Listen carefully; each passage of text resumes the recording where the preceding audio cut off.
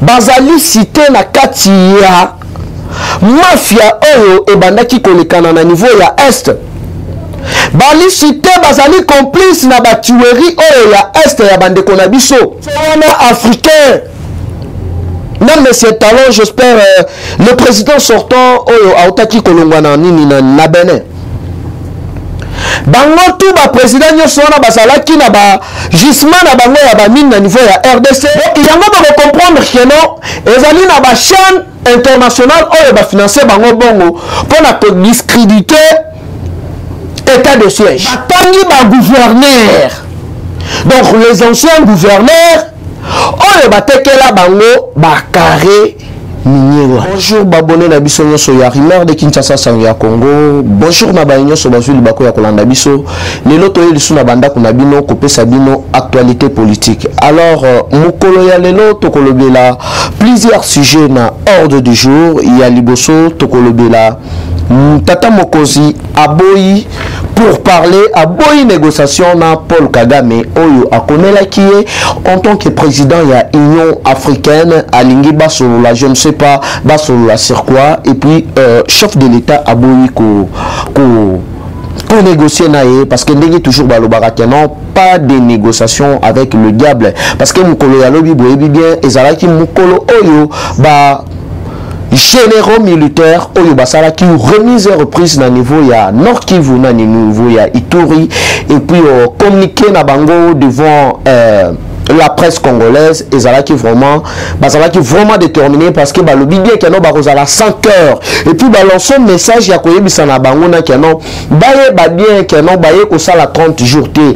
baye ko sala au-delà alors ceux qui que non makambo esili dans 30 jours bako bakoyeba ndenge nini bakosonga mais ce qui est sili dans 30 jours te bako prolonger yango et puis il y a mibale tokolobela sur pareil il y a espionnage satellite il y a espionnage oyo ezalaki basé sur mapata ya est oyo bandaki ko pesa position ya ba FARDC na biso Dieu merci à l'aide de services de renseignement militaire des États-Unis d'Amérique oyo bali ko travailler en collaboration na notre FARDC donc mukolo ya lobi wana ezaki sango moko ya kitoko makasi ba utaki ko abattre yango na niveau ya Sud Kivu donc ezalaki sengo mingi oyo boyoki kutu déclaration ya bandeko na biso ya est balobi bien fatizala na yo wana donc élection tina 2028 donc nazo bisabino gano fatia koti peuple congolais tina mikuwa pona koshite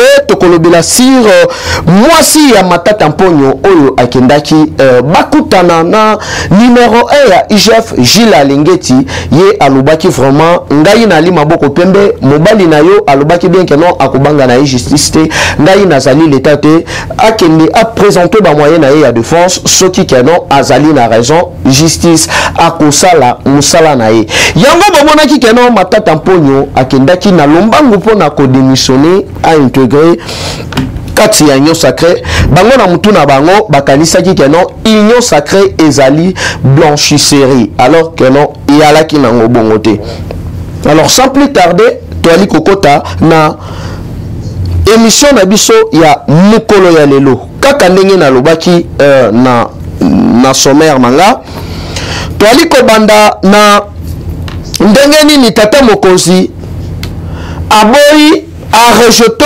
demande ya audience oyo Paul Kagame apesi asengi accordé audience ou soit aya boye ou soit fachaki ndekuna terrain ezali mabe parce que mes chers compatriotes boye ba ete guerre ya est ezalaki lieu na ba makambo ebele na kati boni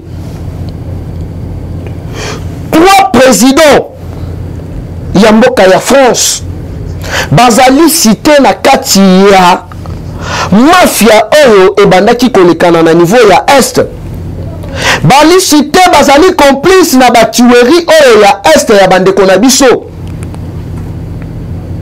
okamati obandi nanu na nani oyo Jacques Chirac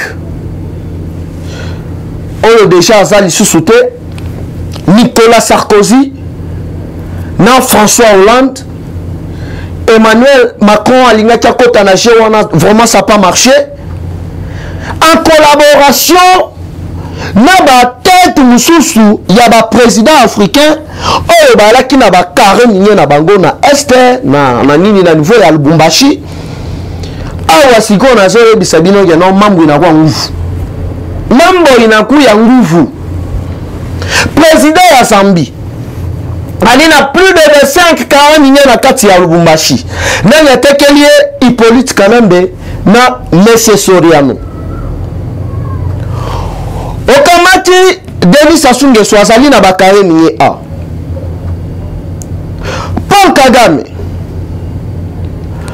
Robert Mugabe à l'époque Obasanjo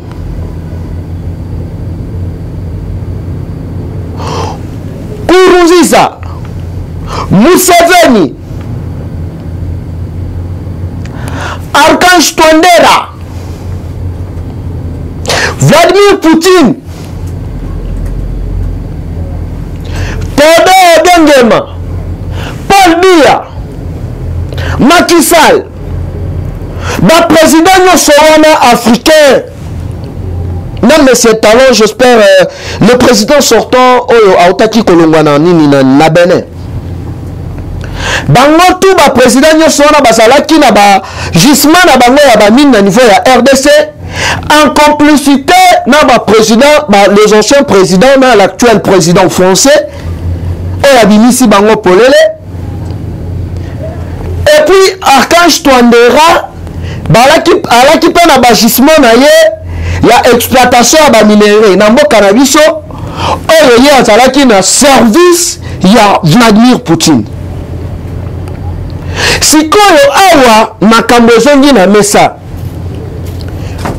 ba minere ya RDC yali lisusu minere ya koya ko exploiter yango na ulu wala te wali koya wana yeba keno yaka na idéologie ya gagnant.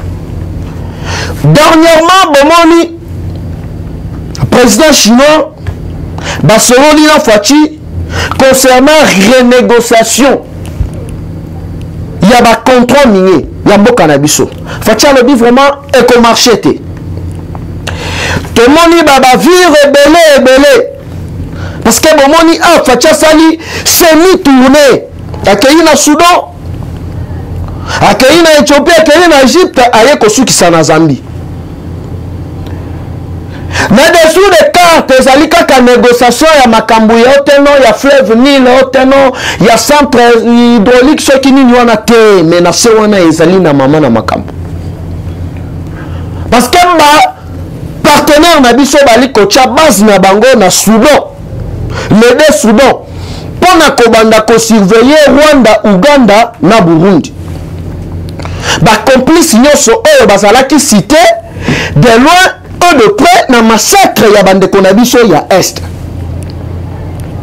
yango bomoni les actuels généraux oyo banome ba gouverneur balobi tokozala sans âme na mutu nyonso oyo akoya na manyanga et puis bino boyaki awa neti ba réfugié là il s'adresse aux rwandophones oyo bakomi komibenga banyamurenge alors que bazali ba rwandais leur bali ko yebisa bango ke no bali ba rwandais oteno ezali discrimination rien à voir na discrimination ezali nationalité na bino boko boya yango te ayebisi bango bien bato wana boyaki awa toyambi bino na mabele na biso mais boni bokomi konfleuler ba mama na biso bandeko na biso ya basi kobomana ba peuple congolais komasakre ba peuple congolais nyonso wana parce que bayebaki ke non ils avaient l'un de l'air à la tête de notre nation. Maintenant, si que non vrai originaire, vrai congolais, Azuma Kambuna, mais ça, voilà bango tout, bazu qui peleke c'est ayebisi bango fini la récréation. Si que awanali commettre en garde, les soi-disant ONG, les soi-disant résistants, les soi-disant opposants, oyo babandaki koloba oteno ndenge aliwana boni Fachi nommé ba généraux oyo bazalaki ba rebelle papa botika sentiment botika manipulation. Donc il y a un de comprendre que non, ezali na ba chaîne internationale ou ba financer bango bongo pour na discréditer état de siège. Mais toi lina bino maele, tokotika la bino tonté. Tokotika la bino tonté mkolo mokote. Bossa la campagne ya mabe, bossa la campagne ya diabolisation, il y a état de siège. Pour boyebi kendo ba multinationaliste na plusieurs présidents, na plusieurs chanceliers ya kati ya Europe, bazalaki na kati ya liste ya batu oyo bazalaki pour la guerre ezala na est. Tomonaka na ba pays ba États-Unis, ba France, s'il s'agit ya intérêt général, ezala batu ya gauche, ezala batu ya droite, bazalaka même moral na intérêt général. Tout le monde aux États-Unis, ce qui s'agit de l'intérêt général ya mboka, ezala ba démocrate, ezala ba républicain, bango nyonso ba portaka pierre na bango pour mboka ekende liboso. Mais awa tata mokozi atali na kati ya constitution. Appliquons l'article 85 et a décrété état de siège. Boni soi-disant opposant, soi-disant résistant, ou ali côté les melayango, c'est que wali ndoki. Yosiko ozali ko pesa biso pisi nini ya solution oyo tokosi sa guerre ya est qui mtema made. Fachi azali ya Nzambe. Yango to ali commettre mutunyo surtout en garde. Oyo alingi atelemela union sacrée yeba kenon yonde munguna ya peuple congolais. Sikoya wa balandi na biso ya rumeur de Kinshasa. Boyeba kenon ndenge tolobaka kenon politique ekomi elengi. Politique ekomi goût. Qu'est-ce qui va se passer? Batu nyonso wana sikoyo batangi ba gouverneur. Donc les anciens gouverneurs oyo batekela bango ba carré minier wana. Toali na Marcelin Tshichamp, tozali na oyo Katumbi, tozali na Ngoyi Kasanji, toali na mususu oyo kombo na Ekimingai Ali. J'espère azali ministre et à petite et moyenne entreprise. J'espère que ma baignon soit bisoto sala dans le passé et qu'on rattrape bino la future. Ma baignon soit bino bosal. Oh bino bosala dans le passé et qu'on rattrape bino. Parce que awa siko ba komi kolande la région wana e bandela ki wapi. Yango moni ba voir ezali ko se lever de partout pour na ko combattre état de siège. Mais boye bakeno tozali na bino maele, tozali na bino lisu likolo ya lisu, parce que Fachi azali ya Nzambe. Awa sikoyo omoni président ya Zambie abimisi ba secret nyonso. Voilà Fachi ezali boye ba minere bandaki ko uta Lubumbashi ya likoleka ofele eye awa na sombaki yango epa Soriano na Kabila eindi. Donc tata mokozi a consulté déjà Dominique Strauss-Kahn na cabinet na ye ya lobbying, parce que ya azalaki à l'époque na FMI azalaka pe na cabinet na ye ya makambo etali escroquerie na vente illégale ya ba minere. Oyo bali ko plaider pour na constituer dossier oyo ba porter plainte sur le plan national na international. Ce que ndenge toali koloba aw plus de 25 entreprises ya Kabila machine bloquées. Ba bloqué yango. Bomoni awa na Tanganyika ba chef coutumier ba kei ko porter Jeannette plainte. Parce que abanaki ko soutenir ba milice. Mais de l'autre côté, remise et reprise, quand alors basali remise et reprise, bou Paul Kagame ali ko la audience. Et pas le président de l'Union africaine, ou azali président Félix Antoine Tshisekedi Tshilombo. Et Dieu merci, Fachi a rejeté yango. Parce que la minute oyo bakosolola nini. Mwana na mwana yebela oyo bino bosalaka dans le passé et qu'on rattrape bino na futur et qu'on rattrape bino na présent. Awa sikoyo ba cartouche nyonso oyo ba tchaki na niveau ya est. Ba appareil ya espionnage oyo ba tchaki wana. Mukolo ya lobi, Dieu merci, à l'aide ya ba drone ya Nations Unies na service ya renseignement militaire américain ba abattre yango ba appareil wana ekwei. Epesi Kagame kisungu-sungu. Bon, yango boyoki, Fachi a rejeté demande ya audience ya Paul Kagame. Paul bayebi que non, biyaki bango bikoki. Tokoti na point na biso ya suka, yali concernant oyo etali procès ya Bukangaloso ya Matata Mponyo. Asali makelele awa, on a la qui na Conakry. Nazongi na pesa exemple pour ma jeunesse congolaise. Justice baki makayangote. Mais avant on a tomona ki Matata kosala lettre ya démission. On a démissionné na PPRD. Aye ko adhérer na kati ya union sacrée. Na kati ya union sacrée pe porte ali polele, mais sauf que union sacrée ezali blanchisserie te. L'air yo sala ki ba sauter na yo, sala ki mabe na yo, okanisi keno l'air na koya na kati ya union sacrée na kozala blanchi wana omikosi. Baye qu'on retrouve dans l'élément. Il y a directeur, il y a FPI, Patrice Kiteb. On a défisa batubambong. Bomoni mukolo ya lebi, ndaki ya obengi na kudalenea ezumot. Mabe eleki. Nakati ya ferme na ye bakuti ba tracteur. Nakati ya ferme ya Vital Kamerhe bakuti ba tracteur. Et puis ezali kaka wana te liste ya limulayi.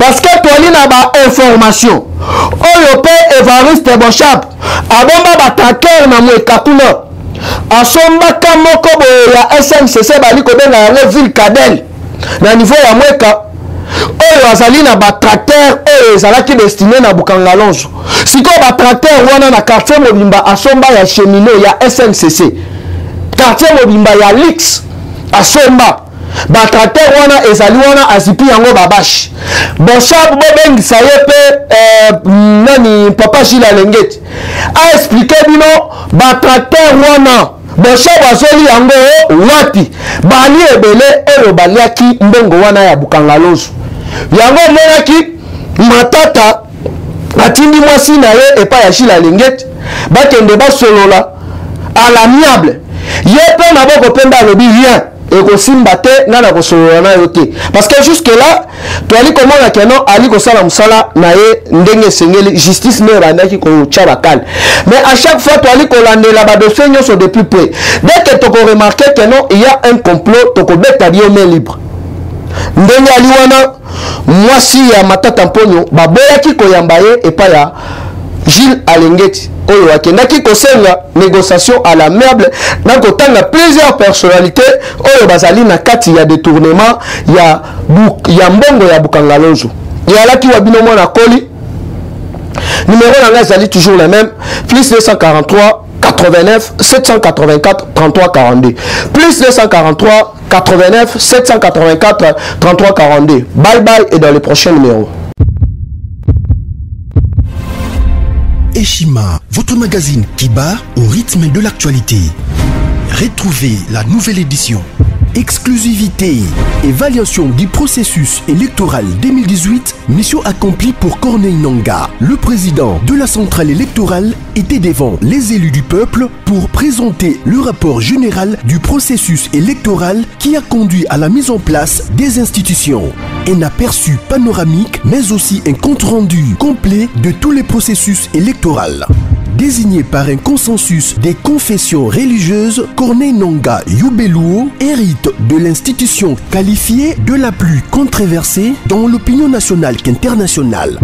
Jouissant d'une expérience en matière électorale de près de 20 ans, dont plus de la moitié passée au sein de la centrale électorale congolaise, Corneille Nangaa Yobeluo présentait inéluctablement les profils idéaux pour diriger la CENI. La révolution de la machine à voter, une innovation qui a permis l'organisation inédite et la fiabilisation des résultats des scrutins directs combinés présidentiels, législatifs nationaux et provinciaux de décembre 2018. Aujourd'hui, personne n'en dédie le bon fonctionnement.